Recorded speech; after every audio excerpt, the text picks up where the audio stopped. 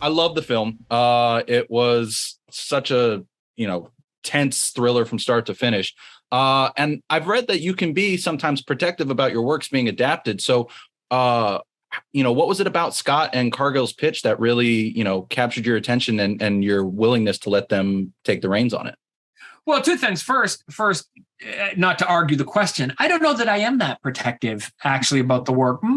Modestly, in the sense of, it would be great if someone's going to make a film or TV show out of a story if it doesn't suck, But I accept that the story on the page is one thing, and that an adaptation will inevitably be something else that expresses the interests and enthusiasms and focus of the creators who make that version of the story. The thing is like, a great adaptation won't make my story any better. Just like a terrible adaptation won't ruin my story. It won't change a single word on the page. So I'm sure I try to be supportive and, have a kind of sense of equanimity about, what someone might do when they take the material. Because I want to see, I've had my version of the story. I want to see, a great director or, great writer, do their version and see what that looks like. That said, The Black Phone was an extraordinary experience for a number of reasons. One reason is I'm friends with Scott and Cargill. We were friends well before they started developing The Black Phone. I've known C. Robert Cargill, who is not just a great screenwriter, but a terrific novelist. I've known Cargill for a decade. We have a lot of mutual friends. Cargill says we were always destined to be friends just because we have so many mutual friends. We have a similar sensibility. We like a lot of the same films, a lot of the same books. We're both writing, guys the same age, writing genre fiction, thrillers.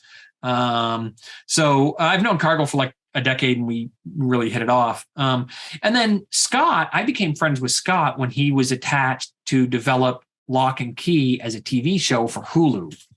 So Lock and Key went through several phases of development. For a while it was with Fox and later it was with Hulu before it wound up at Netflix. And Scott was intimately involved in the development of the Hulu version. And would have directed it if not for a conflict with other projects. The Black Phone in a lot of ways was our makeup call. And it was just such a blast. I mean, who gets to do that? I got to make a film. I got two of my really good friends made a great film out of one of my stories. How wild is that? Yeah, that's a pretty amazing experience to have. I mean, I can't even imagine. And so, what was your first reaction then when you saw their finished script for the project? So I felt very included. I felt like they really cared about my take, in spite of the fact that I didn't do any writing and it was their thing. They were very generous and, very open.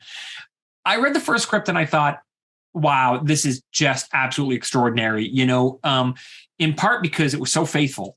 Every scene in the story, every line of dialogue in the story is in the movie, and when do you ever get that level of fidelity? I mean, it's such a blast when that happens. It's really rare. And I think one of the pleasures of the Netflix adaptation of Sandman has been how incredibly faithful it's been to Neil's source material, and the Black Phone had that.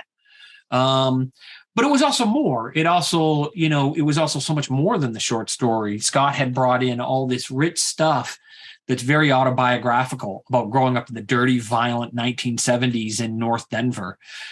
Cargill expanded the story in a really interesting way, making it an escape room. Finney is getting calls on this disconnected Black Phone from the victims, the grabbers' previous victims, and each of them have something new to offer, to sort of help with the escape.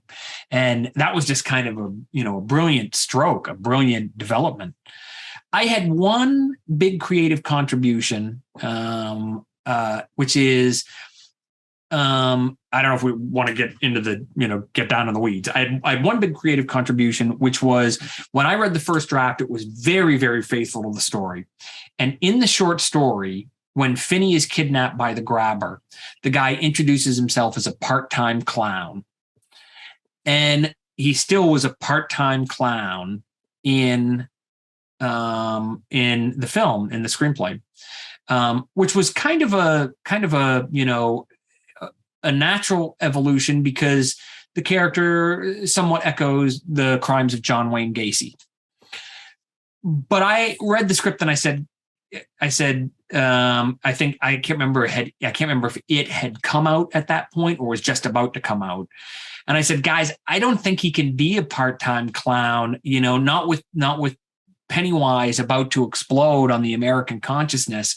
I just think there's room for only one deadly clown. So what if we made him a part-time magician instead?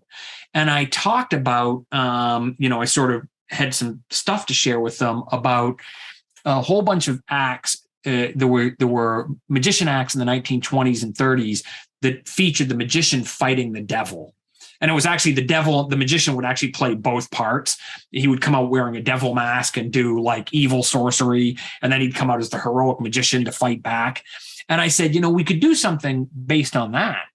And a devil could be, if we've got some devil imagery, that could be pretty scary as a frightening clown. That said, I couldn't have in my wildest dreams anticipated how iconic Tom Savini and Jason Baker's mask for the grabber would be.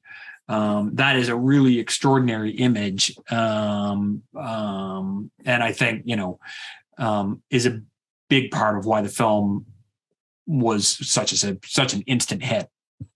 People look at that mask, and it's iconic the way, Freddy Krueger's glove is iconic, the way the Michael Myers mask is iconic. It's just, that thing was crafted to haunt your sleep at 2 a.m. I couldn't agree more. I remember the first image I saw for that, or for the film of Ethan in the mask. I was like, I'm in. I don't even know what it's about. I'm in.